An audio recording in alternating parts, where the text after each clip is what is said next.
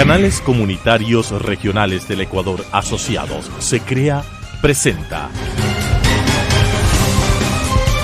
Realidad Nacional. Bueno amigos, qué gusto estar con ustedes como todas las semanas en el espacio de SECREA, de los canales comunitarios y regionales del Ecuador Asociados, que gracias a su red de 45 canales de televisión nos permite distribuir de manera periódica este espacio durante varios años. En esta ocasión y frente a las circunstancias que el país está atravesando, vamos a analizar temas de coyuntura nacional, temas de mucha preocupación, temas de proyección para el país, y justamente nos acompaña Rodrigo Gómez de la Torre, quien conoce mucho sobre el tema y en estos días ha tenido varias intervenciones en medios de comunicación con claros planteamientos en beneficio de la sociedad civil, en beneficio de los protestantes también y en beneficio del Ecuador, que es lo que todos aspiramos. Rodrigo es dirigente gremial, expresidente de la Cámara de Agricultura. Además de eso es analista agropecuario, económico y político. Qué gusto, Rodrigo, que nos acompañes. Bienvenido a SECREA. Estimado Roberto, muchísimas gracias. Un gusto saludar a todos quienes nos escuchen y nos miran en las diferentes provincias. Perfecto. Es un honor que nos acompañes y yo creo que es interesante analizar en estos 30 minutos que vamos a conversar la apertura y la entrega de la Casa de la Cultura Ecuatoriana. Se esperaba que apacigüe las aguas, pero no fue así. Más bien incrementó la agresividad de las protestas indígenas e impulsó una traición, que es lo que se ha visto y se ha catalogado por parte del sector indígena, a una negociación previamente establecida. Yo creo que acabas de topar un tema importante. O sea, el gobierno ha hecho varias concesiones y comenzando por la última, fue el pedido de que se entregue la Casa de la Cultura, que nunca estuvo en ninguna mesa, ninguna lista de pedidos. De hecho, había una lista de 10 pedidos, de los cuales algunos yo creo que hay que analizarlos a profundidad y creo que y debería haber una mesa de negociación en donde se explique por qué sí, por qué no, o cómo solucionarlos.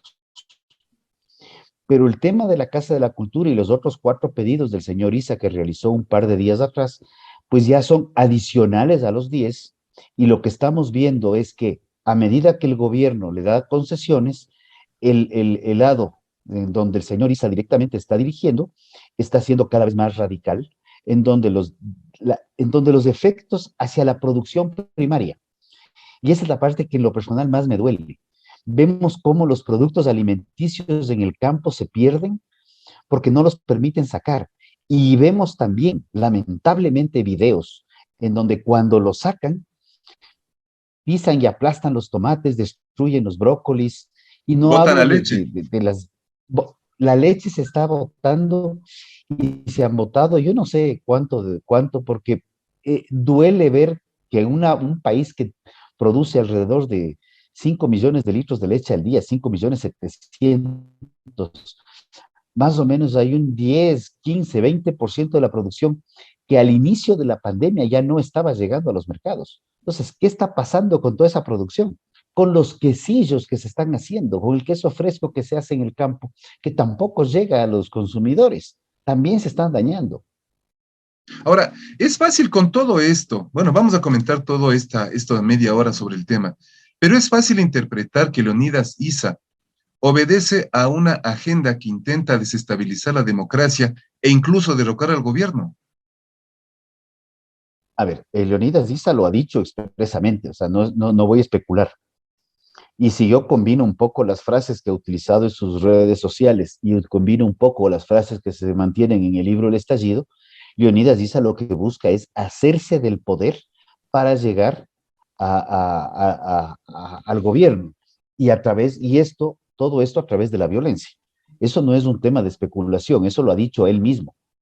O estimo que él está escribiendo sus tweets o alguien le está ayudando, trasladando su pensamiento, al igual que el libro. Entonces, eso está claro y específico. El tema de los niveles de violencia que estamos viviendo son extremadamente preocupantes, porque así como está afectando a la parte primaria, a quien dice defender que les está bloqueando la salida de sus productos, también está bloqueando al otro lado, que también dice defender, que es a los consumidores, porque dice que queremos alimentos más baratos en las ciudades. pero si no permite que los productos lleguen a las ciudades y estos se estén dañando, solamente son algunos que pueden llegar que se están vendiendo muchísimo más caros. Entonces, ¿quién está ganando aquí? Nadie. Ahora, a eso se suma la expresión textual de la dirigencia indígena, cuando plantea que no regresarán al campo con las manos vacías. ¿Qué es esto? Amenaza, sentencia, entendiéndose de que el sector indígena es solamente el 6.3% de la población. Yo no quiero mencionar si es que es del sector indígena solamente o es del 6% de la población. Yo aquí sí quiero ser enfático porque sí, en lo personal me molesta mucho cuando hay epítetos en contra del indigenado, porque aquí estamos afectando no solamente al indigenado, estamos afectando al campesinado también, donde también se refleja ese país de Ecuador multidiverso, como dice la Constitución, pluriétnico, pluricultural y plurinacional. A todos quienes me están escuchando, a todos quieren buscar la paz y la solución a los problemas, a manifestarse, cada uno en sus ciudades, cada uno en sus cantones, cada uno en sus barrios, de ser el caso, pero evidenciemos que el Ecuador requiere reactivarse y que lamentablemente está funcionando. Y solamente quiero dar algunas cifras de las concesiones que el gobierno ha realizado. En el junio del año pasado se pidió el congelamiento de combustibles. Se lo ejecutó en el mes de octubre. Y se lo ejecutó en el mes de octubre cuando se congeló la gasolina extra, eco y diésel, los principales de consumo. Ya hay quienes utilizan vehículos de alta gama que quieren que se les congele la super. Personalmente no estoy de acuerdo. Pero Tampoco. ese congelamiento le va a representar al Ecuador más o menos $3.000 millones en este año 2022. $3.000 millones que van a salir de alguna parte. Y los gobiernos no producen, los gobiernos recaudan. Entonces, lo que el gobierno te entrega como subsidio siempre ha salido del bolsillo de los ciudadanos a través de impuestos. Entonces, tomemos nota de este detalle. Luego, el decreto 457, donde se habla del subsidio a la URIA y otros subsidios más, ese decreto estamos hablando que puede tener un costo aproximado de $500 millones más. A eso ya vamos en 3.500. Vamos al siguiente paso. Estos 12 días de paralizaciones le están costando al país entre 400 y $500 millones en lo que al sector formal de la economía respecta. Pero tenemos al menos un 50% de informalidad. Pero entonces, lo que es cuantificable claramente, ya estamos en alrededor de $4.000 millones de costo para el país. Tenemos el oleoducto parado. Decimos que somos un país petrolero, pero no dejamos que el crudo se fluya hacia la venta. Entonces, si el crudo no sale, es igual que la leche. Crudo que no sale, crudo que se pierde, porque es una oportunidad que se pierde.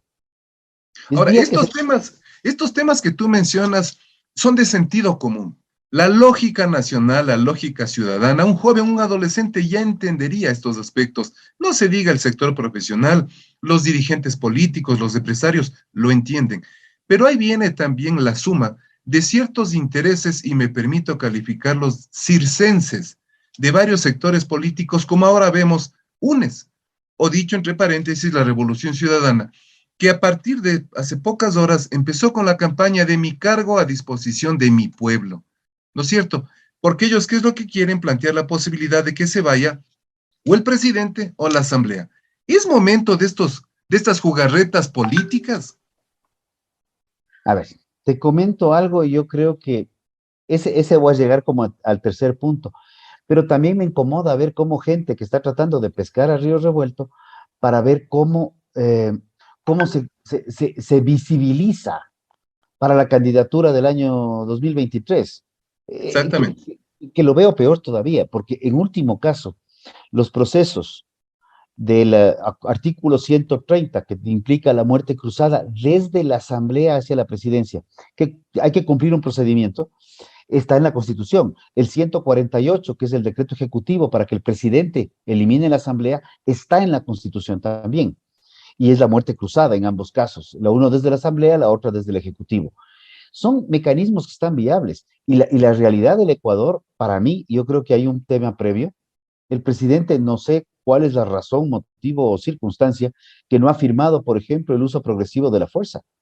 Porque lo que acabamos de ver en la zona de la mitad del mundo, cuando capturan a los militares, hay una emboscada a los militares, en donde 17 militares resultan gravemente heridos, camiones quemados, alimentos perdidos, y lo único que estaban haciendo esos militares era transportando maquinaria para despejar y limpiar las vías.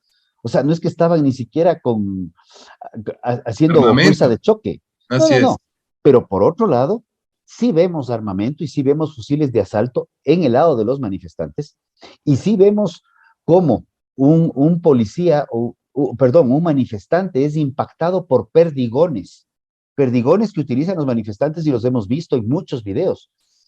Hoy en día, tratar de tapar el sol con un dedo, como se podía hacer hace 40 años, es muy difícil, porque todo ciudadano con un celular es un reportero en potencia y se reporta a cada rato. Nuevamente ataques a la fiscalía, nuevamente ataques a la Contraloría. Son ataques simbólicos.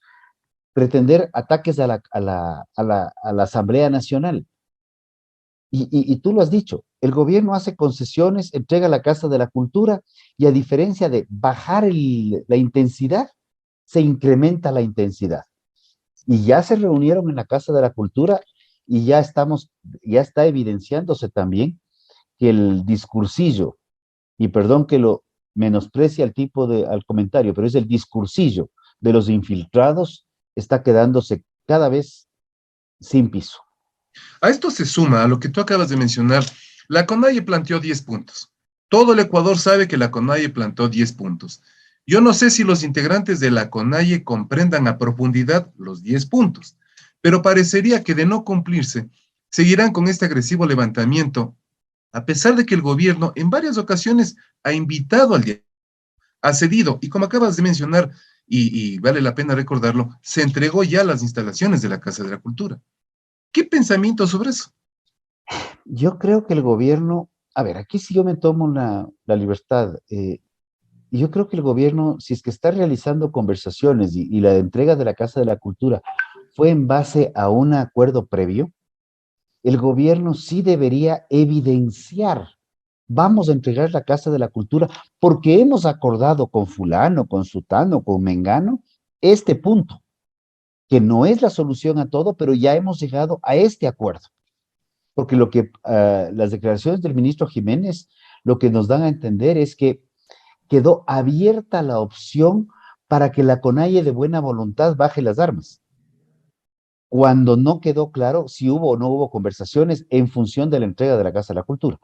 Yo creo que esto de aquí sí es necesario tanto para la comunidad nacional como para la comunidad internacional, porque claramente estamos evidenciando que el Ecuador está bajo ataque terrorista.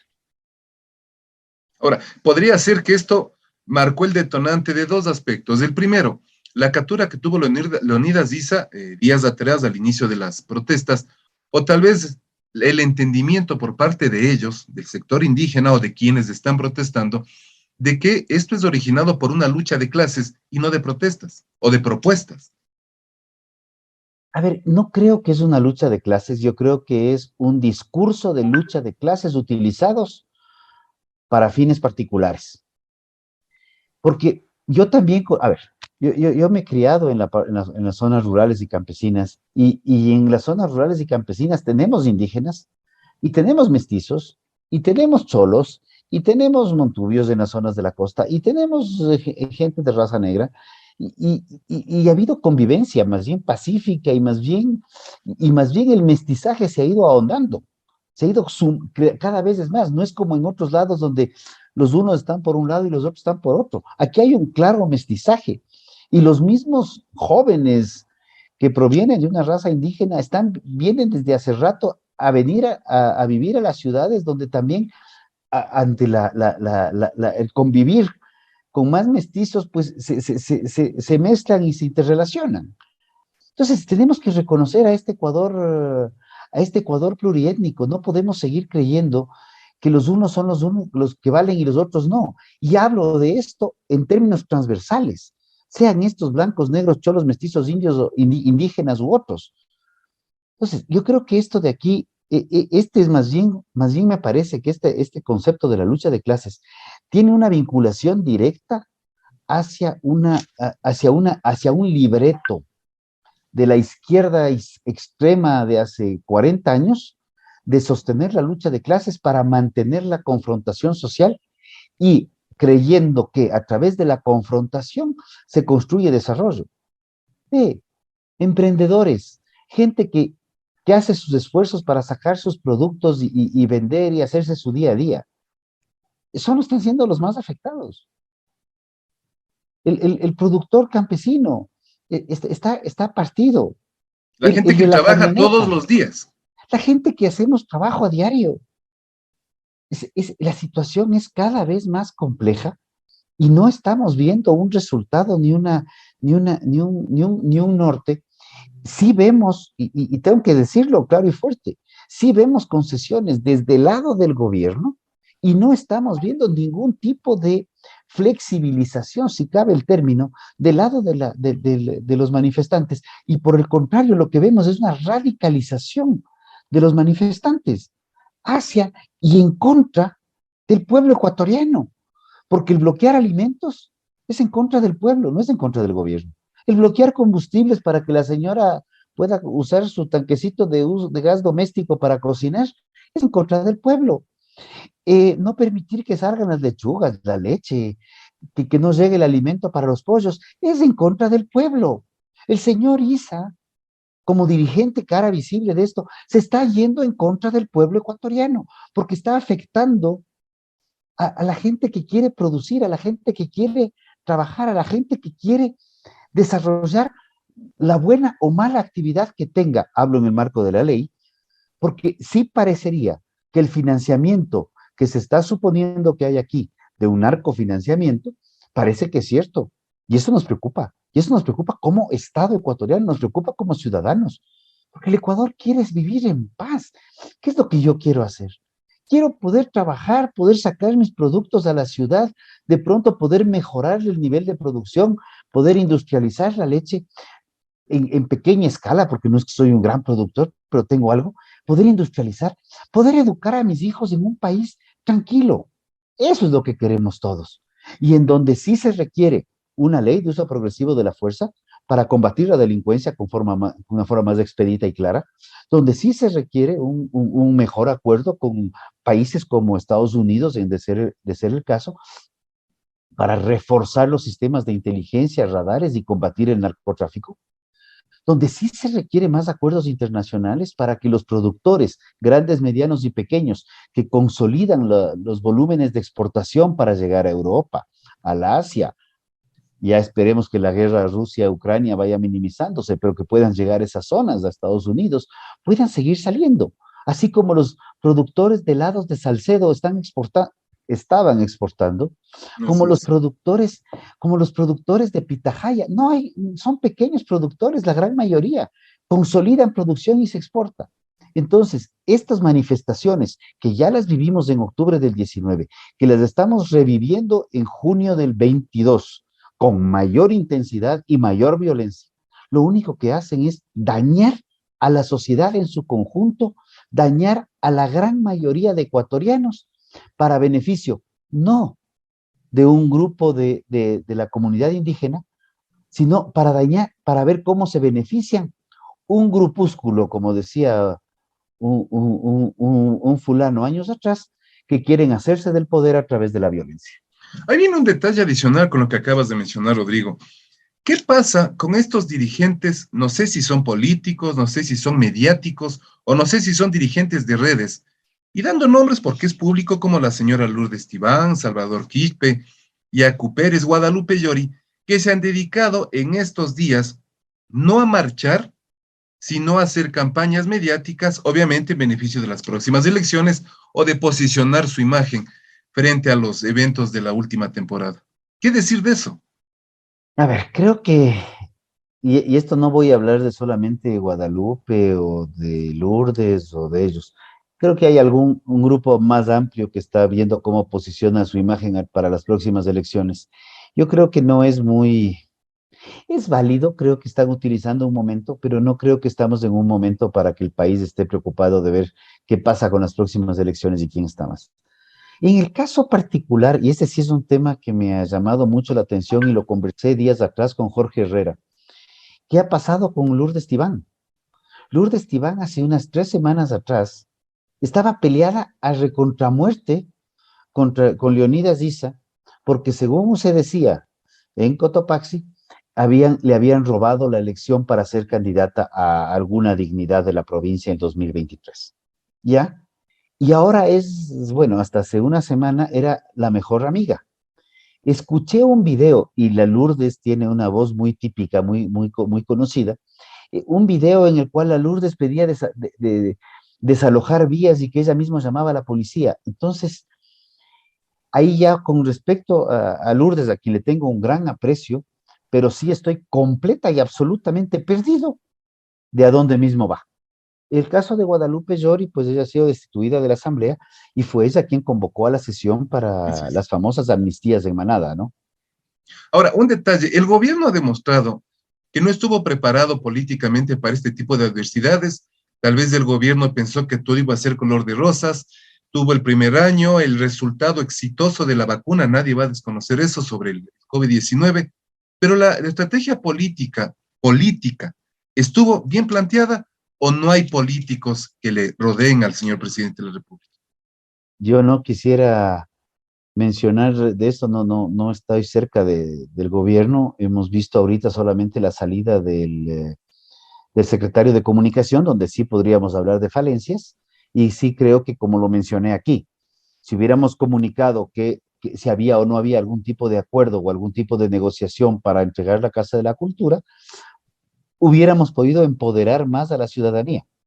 Y empoderar a la ciudadanía implica que esté consciente de que esto le está haciendo daño, que esté, bueno, que lo siente, no es de eso, pero que esté claro que hay que buscar soluciones a los problemas y estar conscientes que más allá de los discursos que a veces emite Leonidas Issa en redes sociales, donde parece ser un tipo muy conciliador, pues cuando está ya en las manifestaciones, más bien es alguien que está metiendo leña al fuego con combustible permanentemente.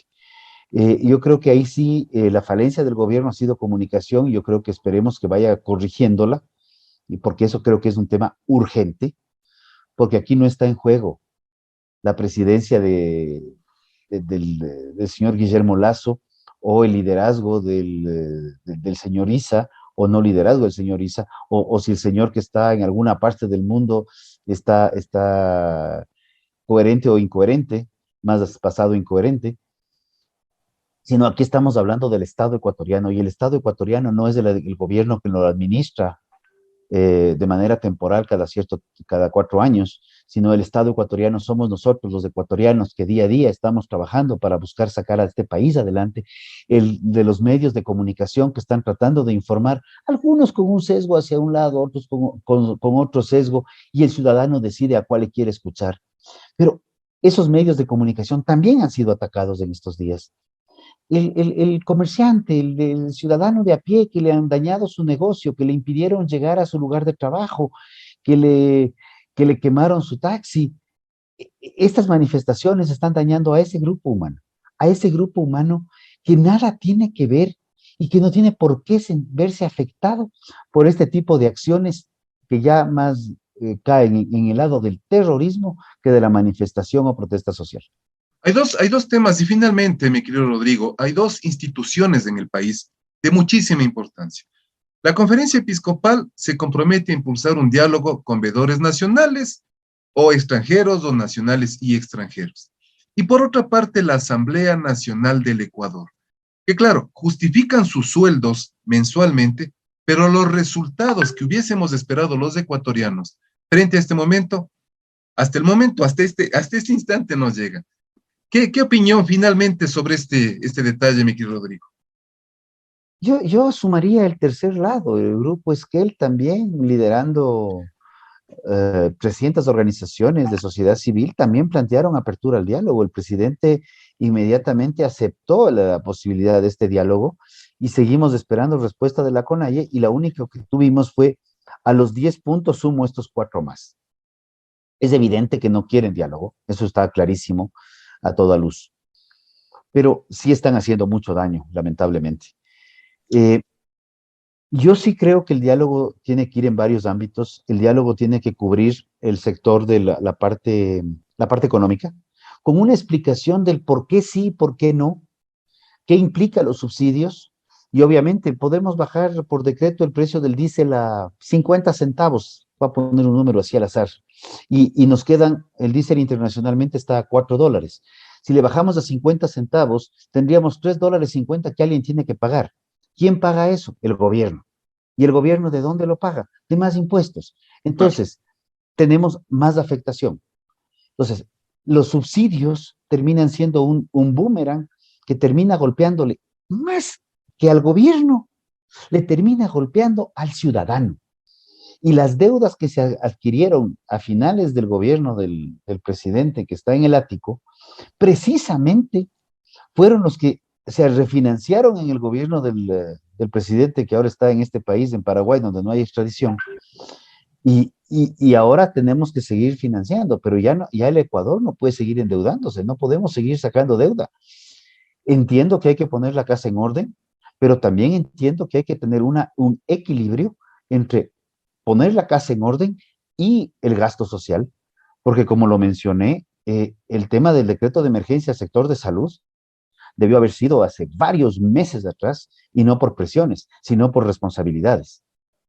Y ahí sí hay un tema claro. Muy claros los conceptos y las ideas que nos comparte Rodrigo. Es importante que todos los ecuatorianos vayamos tomando conciencia de lo que está sucediendo en beneficio de un solo Ecuador. Lo que planteamos como medios de comunicación, como se crea, como este gremio, que representa la televisión ecuatoriana, es una democracia totalmente transparente, que siga respetando las libertades, incluso de poder caminar en paz en las ciudades y protestar con toda la responsabilidad del caso. Mi querido Rodrigo, te agradecemos mucho por acompañarnos en Se Crea, y a ustedes, amigos, como todas las semanas, muchísimas gracias.